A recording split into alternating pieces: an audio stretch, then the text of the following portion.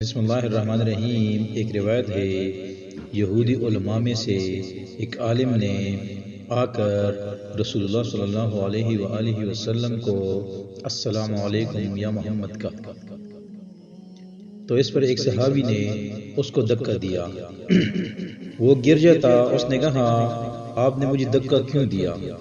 اس نے کہا، تم نے یا رسول اللہ نہیں کہا۔ تو یہودی نے کہا، ہم آپ صلی اللہ علیہ وآلہ وسلم کو اسی نام سے پکارتے ہیں جو آپ کے گھر والوں نے رکھا تھا۔ تو رسول اللہ صلی اللہ علیہ وآلہ وسلم نے فرمایا، میرا نام جو میرے گھر والوں نے رکھا ہے وہ محمد ہے۔ یہودی نے کہا، میں آپ سے کچھ پوچھنے آیا ہوں۔ تو رسول اللہ صلی اللہ علیہ وآلہ وسلم نے اس سے فرمایا، اگر میں تجھ کو کچھ بیان کروں تو تجھے کچھ فائدہ ہوگا۔ اس نے کہا، میں اپنے دونوں کانوں سے سنوں گا۔ آپ صلی اللہ علیہ وآلہ وسلم نے فرمایا، پوچھ۔ یہودی نے کہا، جس دن زمین و آسمان بدل جائے گی تو لوگ کہاں ہوں گے؟ آپ صلی اللہ علیہ وآلہ وسلم نے فرمایا، وہ اندھیرے میں پل صراط کے پاس۔ اس نے کہا، لوگوں میں سب سے پہلے اس پر سے گزرنے کی اجازت کس کو ہوگی؟ آپ نے فرمایا، فقراء مہاجرین کو۔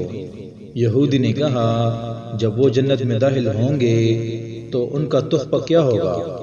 آپ صلی اللہ علیہ وآلہ وسلم نے فرمایا، مچھلی کے جگر کا ٹکڑا۔ اس نے کہا، اس کے بعد ان کی غذا کیا ہوگی؟ آپ صلی اللہ علیہ وآلہ وسلم نے فرمایا، ان کے لیے جنت کا بیل ذبح کیا جائے گا جو جنت کی اطراف میں چرا کرتا تھا۔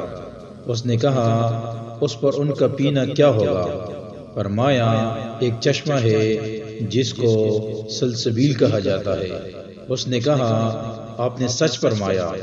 اس نے کہا، میں آیا تھا کہ آپ سے ایسی چیزوں کے بارے میں پوچھوں جسے زمین میں رہنے والوں میں نبی کے علاوہ کوئی نہیں جانتا سوائے ایک دو آدمیوں کے۔